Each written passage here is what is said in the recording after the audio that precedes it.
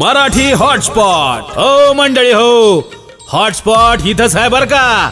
तर मग चला चॅनलला सबस्क्राईब करा आणि घंटी नक्की वाजवा. आपल्या सगळ्यांचा मराठी हॉटस्पॉट. आता ज्याला माहीत नाही त्याची पूजा आहे बरं का. तुम्ही म्हणसाल आम्ही तर एवढा चांगला सत्यनारायण केला तरी सत्यनारायण झाला नाही. हां, अठ्ठेनारायण होतं काही काही संसारामध्ये. पूजेला सुरुवात झाली. ब्राह्मण म्हटला मना मम, तो म्हटला मना मम. मना आत्मना, तो म्हटला मना आत्मना. ब्राह्मण म्हटला मी मना, म्हटलं की हे मना म्हणतोय. याला येड्याला कुठं डोकं लावणार महाराज. येडीला सासरही सारखं माहेरही सारखं. जी टॉकीजला विनोद घातला होता महाराज. येड्याला काही कळत नाही. येडीला सासरही सारखं माहेरही सारखं. एका येडीचं नवीनच लग्न झालं. ती येडी सारखी सासूबाईला सासूबाई सासूबाई म्हणायची. सासूबाई म्हटली मला रोज सासूबाई म्हणण्यापेक्षा मला तू आईच म्हणत आहे. सासरा म्हटला तिला जर तू आई म्हणत असेल तर मलाही बाबा म्हणत आहे. एक दिवस या येडीचा नवरा घरी आला. ती म्हटली आई बाबा बघा ना दादा घरी आला. येड्यानं कुठून डोकं लावणार नाही.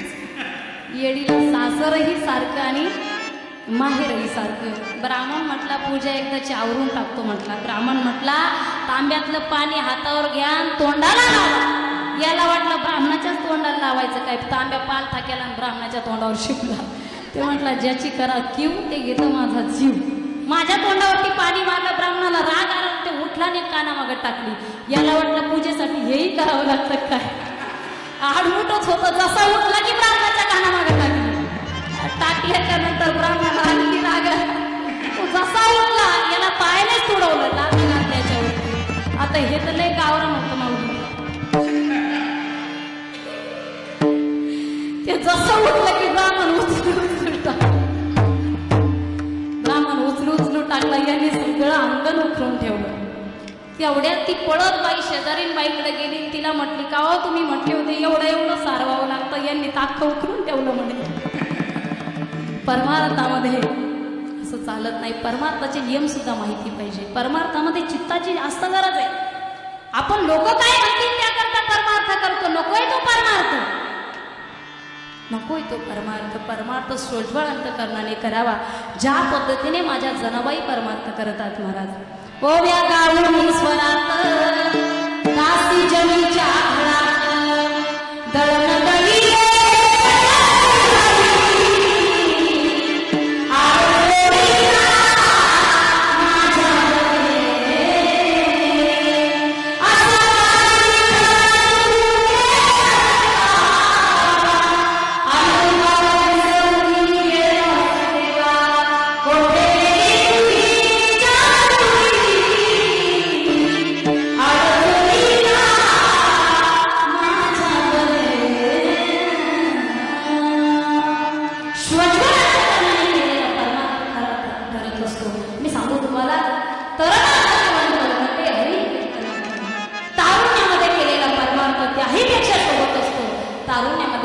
देशाची सेवा त्याहीपेक्षा शोभत असते महाराज. एखाद्या 80 वर्षाच्या म्हाताऱ्याने म्हणावं मी जर बॉन्ड्रीवर असतो ना. ज्याला उठता येत नाही त्याने म्हणावं मी जर बॉन्ड्रीवर असतो पाकिस्तानला एका गोळी तोडून दिलं असतं. कुणी म्हणावं? तरुणाने म्हणावं शोभतं. पण ज्याच्या हातपाय उचलत नाही त्याने म्हणावं मी एका दिवसात पंढरपूरची यात्रा करून येतो पायी जाऊन गाडीने. ते कोणी जाईल महाराज? नाही. त्या देशाची सेवा सुद्धा तारुण्यामध्ये जास्त शोभत असते. आणि आजही विचार करा महाराज, छोटे छोटे लेकरं सोडून चांगला सुंदर प्रपंच सोडून ते जवान देशावरती लढण्याकरता जातात. या ठिकाणी बरेच तरुण मंडळी आहेत. पवित्र ते मूळ पावन तो देश जेथे हरीचे दास जन्म घेती. भगवंताला विनंती आहे देवा हे खुदा हम तेरे दरबार में फरियाद करते हैं मत कर ऐसे पैदा जो देश धर्म को बर्बाद करते हैं. आजही गरज आहे मला छत्रपती शिवरायांची आणि त्यांच्या मावळ्यांची. आजही गरज आहे. देशासाठी लढताना मी पाहिले. देशासाठी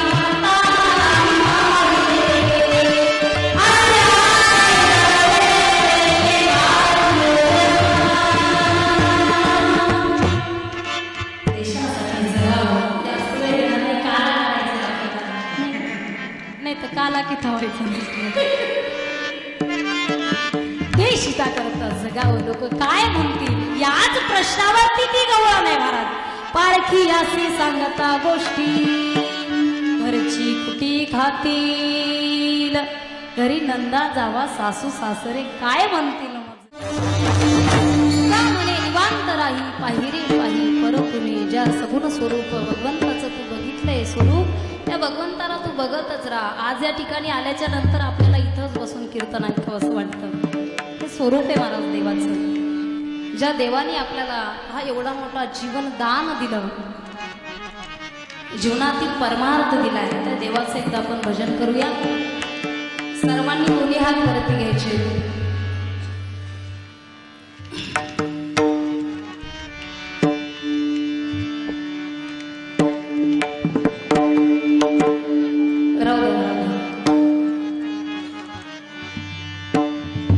बरेच मंडळी उन्हात बसले, क्षमस्व.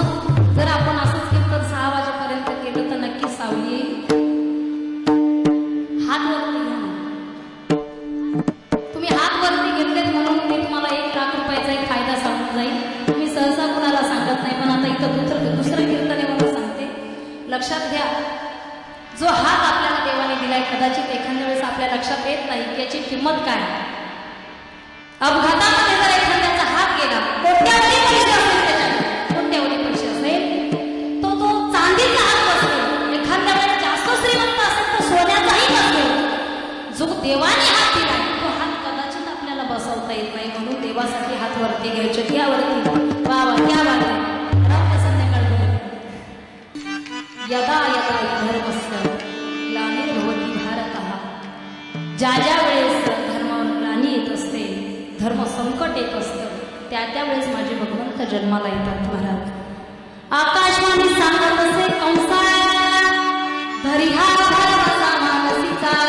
8वा आईचा पुत्र वधील तुझसी ऐकोनी मानसी क्रोधावला.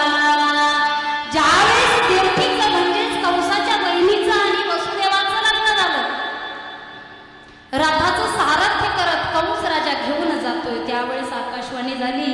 आकाशवाणीने सांगितले, कंसा, अरे ज्या बहिणीच्या रथाचं सारथ्य करून जात आहे, त्या बहिणीपासून होणारा 8वा पुत्र तुझा वध करणार आहे. असं म्हटल्याच्या नंतर कंस ताटकन उभा राहिला. खडंगे घेऊन माराया धावला. अंगावरती उकळतं पाणी टाकलं तरी तुकोबाने देवाला विठ्ठलाला हाक मारत, देवा जळे माझी काया लाग जळे माझी काया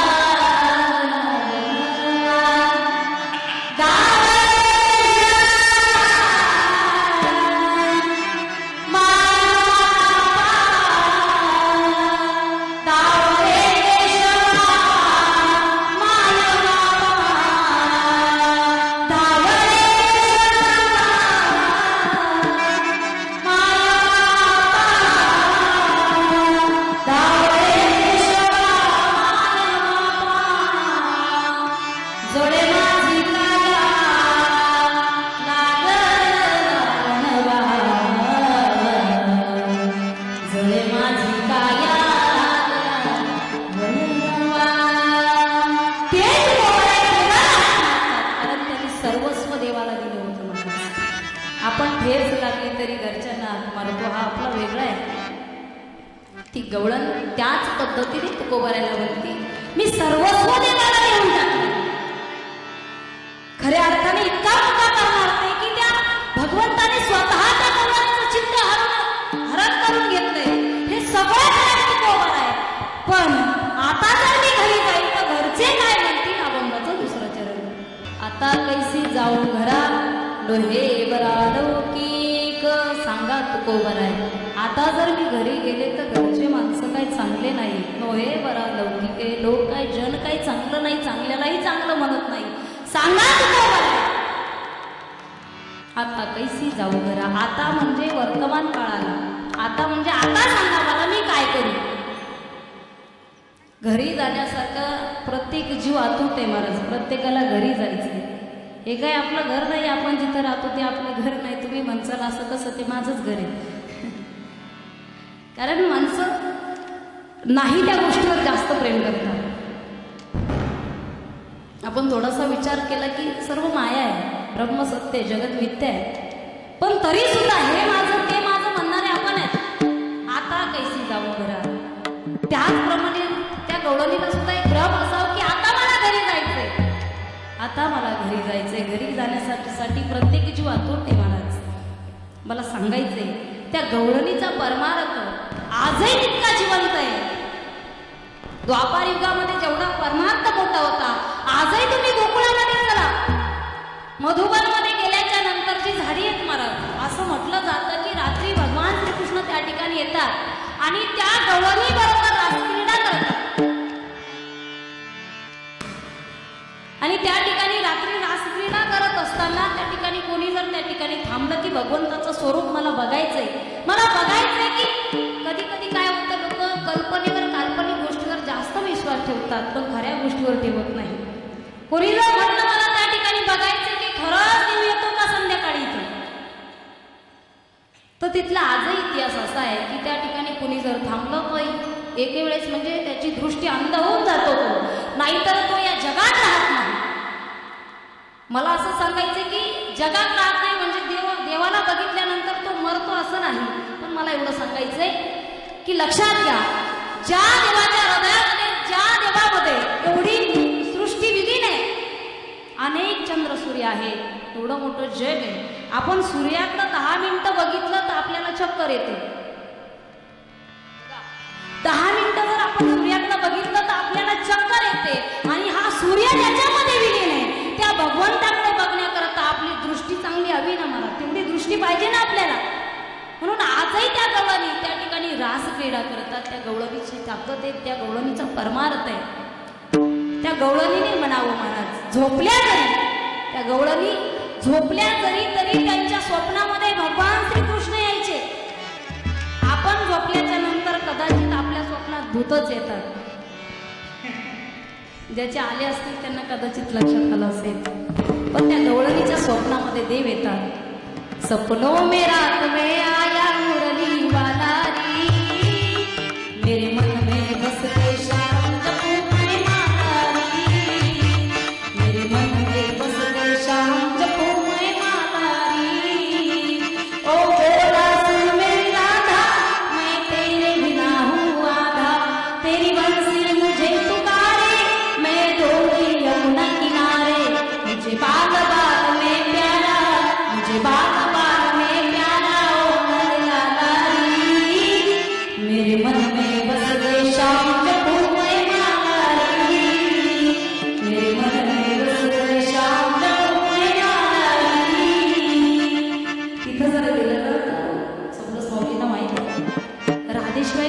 करत नाही. राधे राधेशिवाय कोणी कुणाला नावाने सुद्धा बोलत नाही महाराज.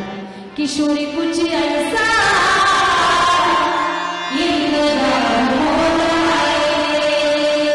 किशोरी कुछ ऐसा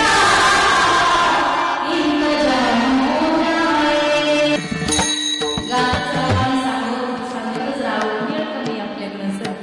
काली कमलीवाला मेरा यार है, मेरे मन का मोहन तू दिलदार है. त्या गवळणी सर्वस्व देवाला देतात. सांगू मी तुम्हाला, ज्यावेळेस अक्रूर भगवंताला घेण्याकरता आले, अक्रूर देवाला घेण्याकरता आले, तर त्या गवळणी तिथे उभे राहून त्या देवाला विनंती करतात, जेव्हापासून देवा तू आम्हाला सोडून गेलाय, घरची कुटी खातील लोक काय म्हणतील याच्यावरती जगणारे आपण आहे. लक्षात घ्या, लोक काय म्हणतील या प्रश्नावर आपण जीवन जगत असतो. लोक काय म्हणतील, एखाद्याला लेकरू झालं नाही तर तो प्रयत्न करत असतो, लोक काय म्हणतील नाही झालं तर.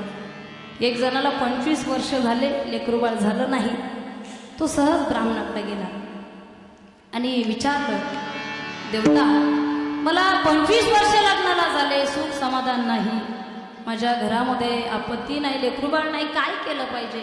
ब्राह्मणाने पहिला प्रश्न त्याला विचारला, मला सांग, लग्न झाल्याच्या नंतर तू सत्यनारायणाची पूजा केली होती का. तुम्हाला माहित असेल ना सत्यनारायण. हा, घर बांधकाम झाल्याच्या नंतर वास्तुशांतीची पूजा करावी लागते, बरोबर आहे. वास्तूची शांती तसं सत्यनारायणाची पूजा करावी लागते. जे जगत सत्य आहे त्या नारायणाची पूजा करून आपल्या संसाराला चांगली सुरुवात करावी लागते. पण हा म्हटलं तसलं काही आपल्याला माहीत नाही. मी कधी कीर्तनाला जात नाही, भजनाला जात नाही, देवळात जात नाही. तुमच्याकडं म्हणून बायकोनी पाठवलं म्हणून मी इथपर्यंत आलो. मला सांगा मला काय करावं लागेल? ब्राह्मण म्हटले तुला पहिल्यापासून सुरुवात करावी लागेल, म्हणजे सत्यनारायणाची पूजा करावी लागेल. सुरुवातच ना महाराज. म्हटलं ठीक आहे, मला माहीत नाही, पण मला सांगा त्यासाठी काय काय करावं लागतं? ब्राह्मण म्हटलं तू काहीच करू नको, मी जे सांगेल तेवढंच कर. सामानाची लिस्ट दिली, म्हटले सामान घेऊन ये. आता हा गेला सामान घेऊन आला. ब्राह्मणाने सांगितलं होतं, पण पत्नीलाही त्यातलं काही माहीत नव्हतं. ती शेजारीन बाईकडे गेली आणि तिला म्हटली की उद्या माझी सत्यनारायण पूजा आहे, मला सांगा त्याकरता मी काय केलं पाहिजे. शेजारीन बाई म्हटली तू काहीच करू नको, एवढं अंगण खराब आहे, एवढं अंगण काय कर, एकदा चौरंग बसेल एवढं अंगण सारवण करून घे, व्यवस्थित रांगोळी काढ. ती म्हटली ठीक आहे. तिनेही साहित्य आणलं, त्या ठिकाणी पूजेची तयारी केली आणि दुसऱ्या दिवशी पूजेला सुरुवात झाली.